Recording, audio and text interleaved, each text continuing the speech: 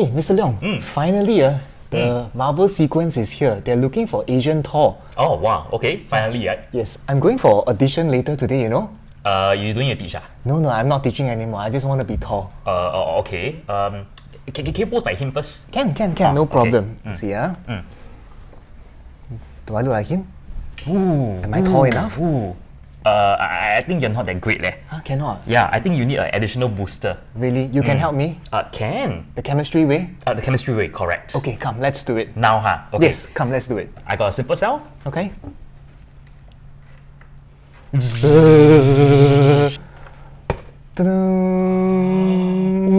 Whoa. Wow, I think you really can make it now, leh. Yeah, we'll see you in Asia Tour later. Yes. Wow, Mr. William, how was the audition? Oh, it was great, you know. Thank you to your lemon. Oh, okay. Yeah, because of it, I became Thor-like, Okay. and I'm going to be the lead actor for the next Thor sequence. Oh, congrats, don't you teach already lah? Yes, it's coming in 2049. Oh, Wait for nice. it. Okay, 2049. Yeah, Wait for so it. how does it work? The lemon. Yes. Okay, so what's happening in this lemon itself is that there's actually a redox reaction happening, and this redox reaction is helping me to generate electricity.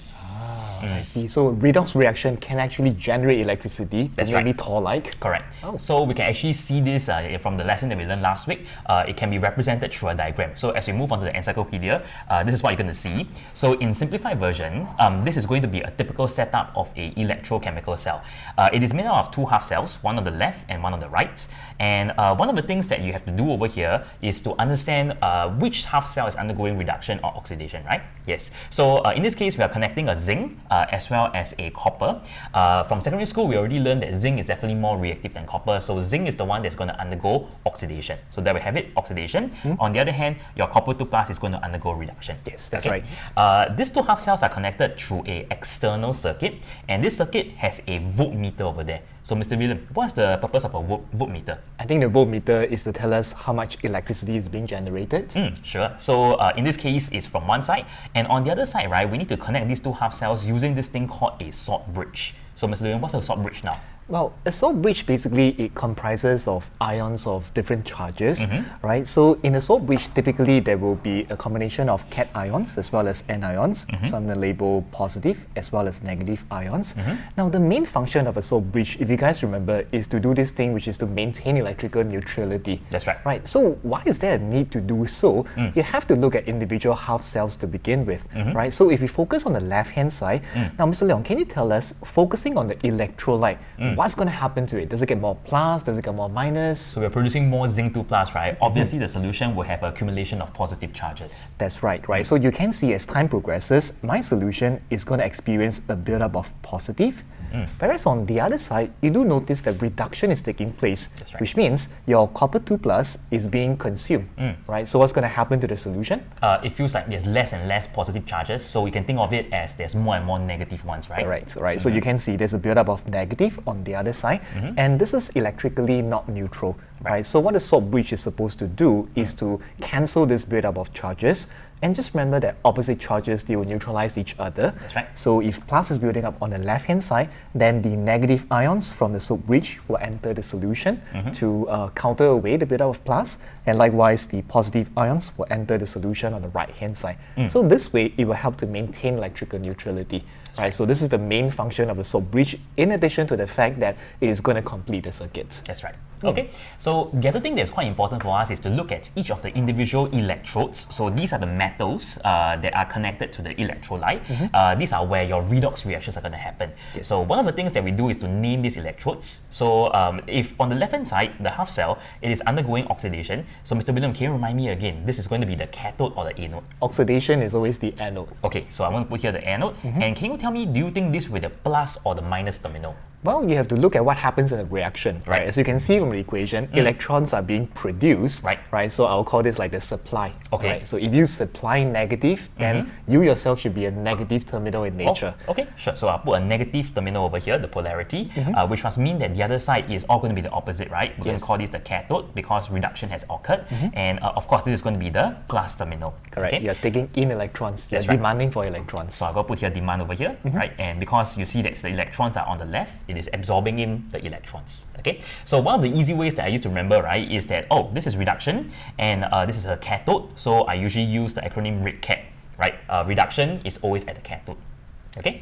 Last question for you, Mr. William. I want to see in this external circuit over here, how are the electrons flowing? Can you shed some light on that? Can. Econs. How do goods flow, right? From the supply to the demand. Exactly the same for electrons. Okay, so it's always coming out from the anode and then it moves towards the cathode, right? So that is going to be the flow of electrons.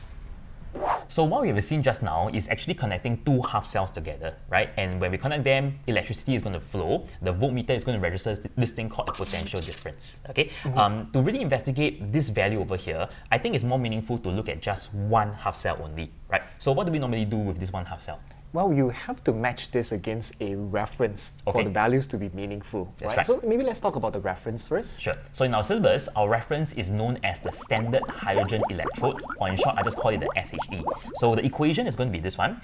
Your H plus ions are going to get reduced to H2 gas, right? So in a half cell, it is important to have all the species that are present. So if I take a look at the setup over here, we're going to start off by using a inert platinum electrode, and we're going to dip this into the electrolyte, which is going to be my H plus ions, right? And the word standard over here means that there are certain rules that I have to adhere to, right? So the concentration, Mr. William, must be? It has to be 1 mole per dm cube. 1 mole per dm cube, right? And of course, when we feed in the gas, which is the H2 gas, we're going to feed it in through a inverted test tube, right? And in this case, they must have certain conditions. What are the standard ones again? 298 Kelvin as well as 1 bar. That's right. So these are the standard ones that you must always remember. Okay. So of course, we're going to connect this to the half cell of interest. Mr. William, can you run us through that? Yep. So it really depends on what you are trying to measure against. Once the reference SHE is done, right, we look at the right-hand side of your notes, right, there are different types of setup. So if you go down a little bit to your notes, you will see that generally there are 3 different types of examples that we have encountered.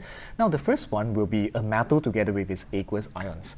So for example, if I'm trying to measure between copper as well as copper 2+, what you do is to make that metal, the copper, the electrode of this reaction. And then your copper 2+ will be inside the solution, Cu2+. Obviously, you have to stick to standard conditions, which is 1 mole per dm cube. Now, sometimes you may have a combination of gas together with its aqueous ions. So Cl2, Cl minus, very good example. So Cl2, make sure this is pumped in at 1 bar and 298 Kelvin, and then your Cl minus will again be inside the solution. But you do notice, right, in this case, the electrode is platinum. That's right. Right. So why do we use platinum? Because if you take a look at the half equations, there is no metal at all, right? So we have to use an inert electrode so that they don't participate in the half equation. That's right, right. So in this case, we use platinum because it's inert. Now, on the right-hand side, you do notice sometimes you may have aqueous ions in different oxidation state, like iron 3 as well as iron 2. So what's going to happen, we expect both of them to be inside the aqueous solution of 1 molar each. Now, usually, Mr. Leon, there's a common mistake, right, that people make. What is that mistake? It's the same thing as you were saying. The electrode, people like to put iron, right? Because they see so much iron, so everything must be iron. Yeah, but what's the problem with that?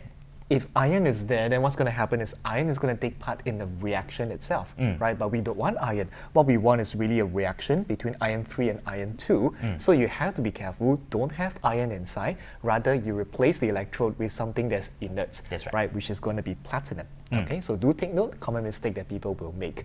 Right, now that you've seen the different examples of half cells, so what we will do, going up a little bit, is to connect this thing against our reference, which is SHE, and this voltmeter is going to register a potential difference or reading over there, which is what we define as the standard electrode potential.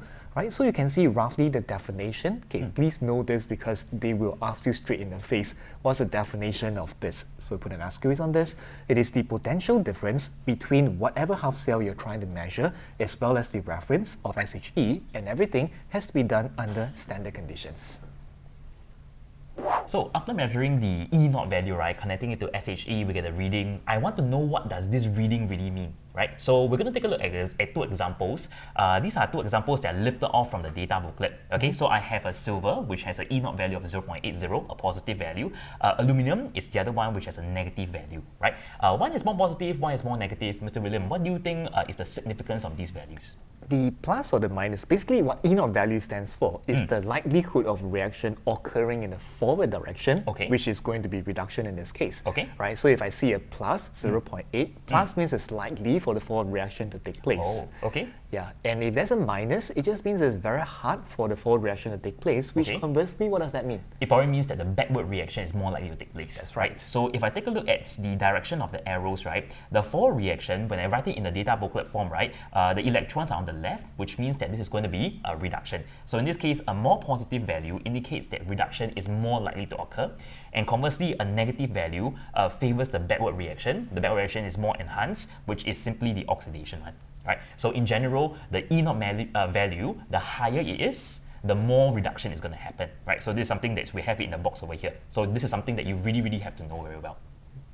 So let's take a look at the electrochemical cell again. Okay, so we're done with looking at one half cell. We're going to connect two different half cells together, and it's to generate me a simple electrochemical cell. Okay, so we're going to go for a bit more exam skills. The first thing that you have to do when I present you with a question like this is always to determine who is undergoing reduction, who is undergoing oxidation. And Mr. William, how do we do this? Well, let's look at the diagram together. Yes. So you can see on the left-hand side, we have N2O together with NO3 minus, right? So the very first thing that we will do is to simply go to the data booklet, blindly copy down the E dot values, which is something that we have done here, plus 1.11. And then on the right-hand side, you will notice we have silver and silver plus, which is 0.8. Now, do realize both of them are written as reduction. Yes. But it cannot be both doing reduction, Of right? course. It has to be one guy oxidation, one guy reduction. So the rule that we learn is the more positive will favor the reduction reaction. That's right. Which is the one on the left-hand side. That's right. So I'll put let's reduction label, here, yep, the and reduction. then this is going to be the oxidation, right? Correct. Okay. Then flow, right? Let the thoughts flow. If it's reduction, it becomes the? Is a cathode, because I think of red cat, right? Yes, it's a So cathode. this is, I'm going to put a cathode, and Alright. which means that on the other side, it must be the Anode. anode. Yep. Yes. Okay, then before we move on, we have to look at the charges of the electrodes, right? So the anode is, remember, the place where you give out electrons. That's right. So it's the supply, and the supply becomes Negative. negative, right? On the other side, then there will be the cathode, and the cathode will be the demand for electrons. This is the positive terminal. That's right. Right, so before we start, this is always everything you do first. Make sure you have a good idea who gets reduced, who gets oxidized. Label everything first. Yes, even before looking at the questions, right? That's right. Yeah. So one of the things that also is important is to take a look at the flow of electrons. So remind me again, Mr. William, flow from where to where? It's always from the supply to the demand or from the anode towards the cathode. That's right. So it's going to move in this manner. Okay. The other skill that's important for us to pick up is we're going to calculate what is the value that you see at the voltmeter, and that is what we call the E cell value. That is measuring the potential difference between the two half cells. So there's always a standard formula. It is always going to be E reduced minus E oxidized, right? So you simply take the E naught values from here, minus away the E naught values from here. You will always end up with a number that is positive. Okay. Now, E cell has a different kind of significance. If the E cell is positive, Mr. William, what does that mean about the reaction? It means that the overall reaction is going to be a spontaneous reaction. Yes. It means it will take place on its own. On its own, right? Yes. So for electrochemical cells, you'll notice that because of how we find out the reduction and oxidation values, the E cell value will always be positive, which simply means that electrochemical cells are always spontaneous. It will always automatically release you electrical energy. See you in class!